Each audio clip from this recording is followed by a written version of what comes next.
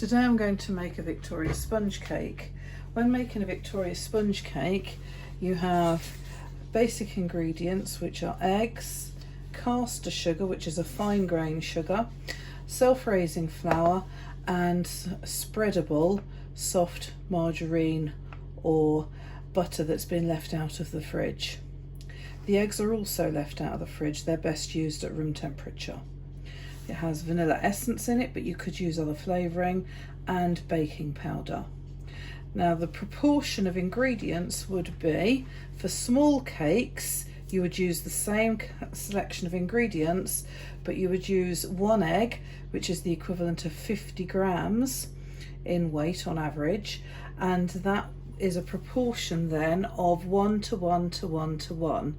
So it's 1 egg, 50 grams, with 50 grams of caster sugar, 50 grams of self-raising flour, and 50 grams of soft margarine or butter. I'm going to make a traditional Victoria sponge cake, so that involves using 3 eggs, so that would be 150 grams of caster sugar, 150 grams of self-raising flour, and 150 grams of the soft margarine. The first steps are to preheat the oven. All baked goods go into a preheated oven, so that's 190 degrees unless it's fan, so that would then drop to about 180, 170 possibly, and that's gas mark 5. And you need 2 tins prepared. Now I've sprayed these with oil, so I'm going to just brush that all over to stop them from sticking, and then line that with baking parchment as well, so they get well greased to stop the cake from sticking, especially the bottom of it. Okay. And the baking parchment's cut into a circular shape, and it lines each tin. You don't necessarily need to grease baking parchment. I'm just going to use what's left on the brush to just give that a light rub over. It forces it down onto the bottom of the tin. But the baking parchment is non-stick. The butter and the sugar together in a large mixing bowl. So that's caster sugar because it's a finer grain. The butter adds colour, flavour, and helps to trap air. The sugar will help to trap air as well, as the fine grains rub and cream with the butter. Now you can use a spoon like so to rub against the edge of the bowl and bring it together, or you can use an electric whisk.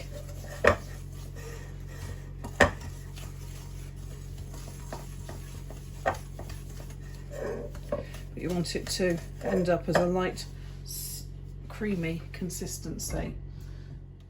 You can also use an electric whisk to cream. The creaming process, where you're mixing the butter and the caster sugar together, incorporates a lot of air.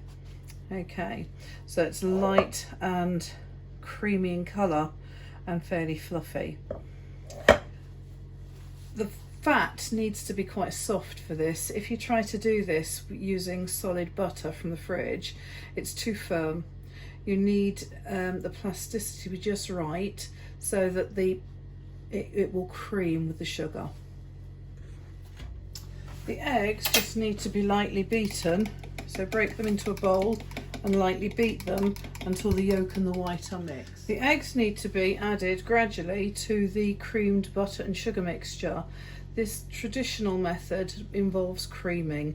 We don't use all-in-one for a traditional cake. All-in-one is a quick solution where everything goes in together. The same ingredients are used, but it all goes in together and is whisked for 2 minutes. It doesn't incorporate as much air because that first creaming stage of the butter and the sugar together, like here, are missed out. This is going to give you, this long staged method is going to give you a better mix. You add the egg gradually. Now what's going to happen here is that the risk is that the egg can curdle. You can do this with a spoon, or you can stir it with, you can use the mixer.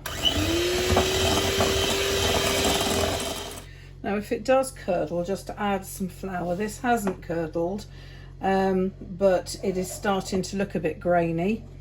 I've still got egg to add, so I want to try and add as much egg as possible.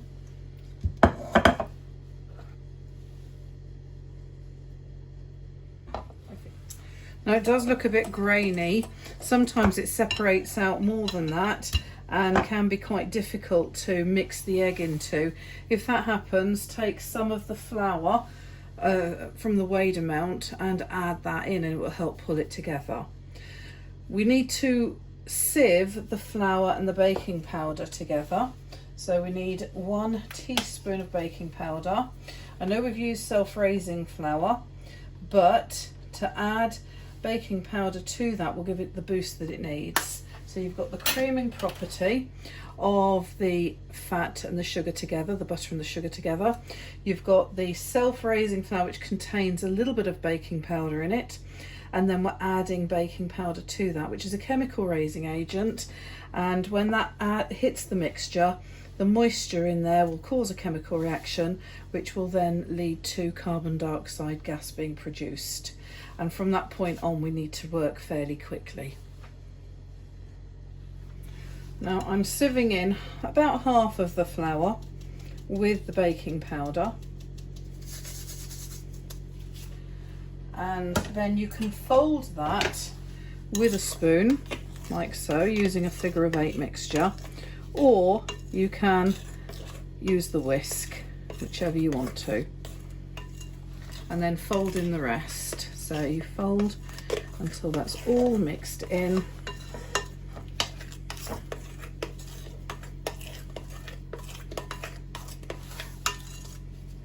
And then add, I'm just adding in the last bit of flour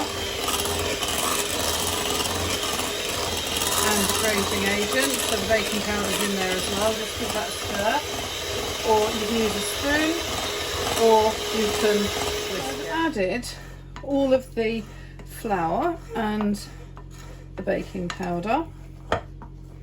Okay, and you've got quite a nice batter.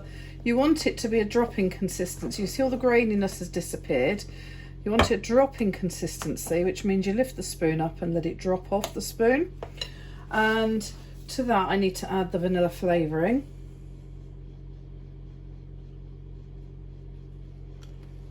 Okay. Now the recipe that I use does actually suggest adding up to 2 tablespoons of milk.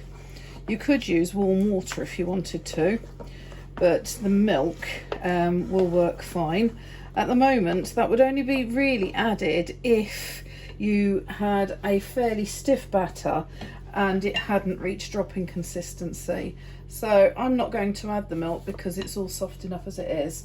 I've used a Vitalite, which is a soft spread. It's a vegetarian spread, dairy free. So it's made from vegetable fat, and that makes the mixture quite soft. A mixture will curdle when you're adding the egg because of the difference in temperature. The butter and sugar is warm due to friction of the creaming process, and you're adding cold egg to that, which is why I suggest always to use eggs that are at room temperature, because they're less likely to curdle. So leaving them out overnight or leaving them out for a couple of hours before you use them is actually a very useful tip. When you're at this stage, you divide the mixture between the 2 tins and spread it out. Once divided, you can spread it out with the back of a spoon or a palette knife, and then pop it straight in the oven. It cooks in the oven. Get anything off the sides of the tins. Cooks in the oven for about 20 minutes. It took 25 minutes Once they're cooked, they should spring back, so when you touch them lightly they bounce back and leave no indentation. Or you can actually test them with a skewer. Just put it into the middle, pull it out, and it comes out clean. Okay, so you can see that there's no cake mixture on there. If there was cake mixture on there, then that would indicate that the cake was still slightly uncooked inside. So there's no cake mixture on that, on either the skewer for either of those cakes. So the next thing would be to actually take them out and put them on a cooling tray. Now you slide a palette knife around the outside edge. You don't chomp it, because otherwise you'll end up with a rough edge to your cake.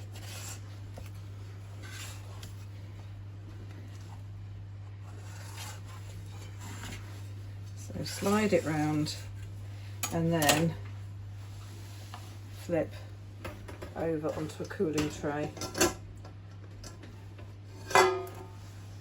Okay, so you pop that onto a cooling tray like so, and palette knife then across the top of the paper will force the steam back into the cake and then allow you to peel the paper off without losing half the cake stuck to the paper. You need to let those cakes cool first before you can put them, fill them with cream or jam. Once the cake is cooled, you can put it on a plate and then put some jam in. Now I've softened the jam in a bowl, and then we'll put that on. About 3 tablespoons of jam. Okay, you can use diabetic jam if you want to. You don't want to bring it right the way to the edge, because the weight of the other cake on top will tend to push it forward anyway. You don't want it too much jam either, because when you put the cake on, you're just going to end up with it squirting out everywhere. So that's 3 tablespoons of jam that's gone on there now. You can then also, I've whipped cream, so you can put the cream on as well. Okay, now I tend to like the idea of putting the cream on, but you have to sort of put it on in blobs and then join the dots. Now this was double cream, which I whipped till you get a soft peak consistency. Okay, so it holds its shape but doesn't separate.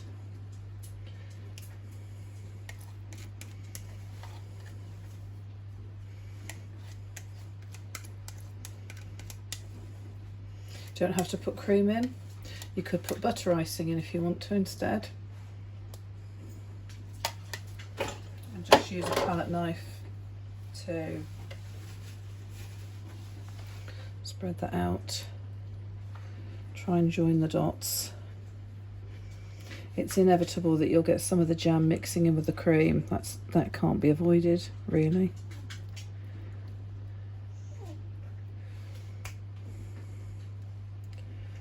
Okay, so you just spread that out. And then put the strawberries in.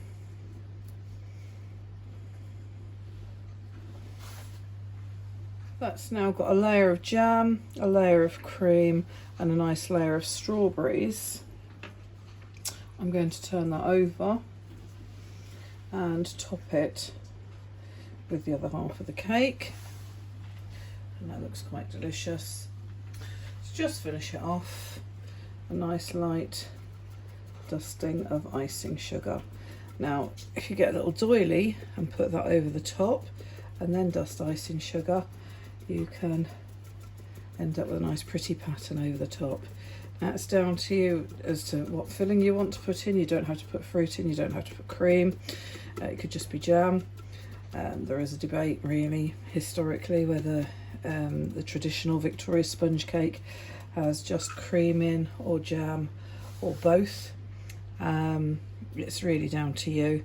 The basic cake's there with a nice layer, nice sort of rise to it, caused by the baking powder producing carbon dioxide gas in the oven as quickly as you can, so that the carbon dioxide gas is trapped as the protein in the egg sets the mixture around the gas bubbles, as the mixture rises and traps those gas pockets in, and that's what's giving you a nice rise. Here's a Victoria sponge cake done the traditional way, as a creamed staged method.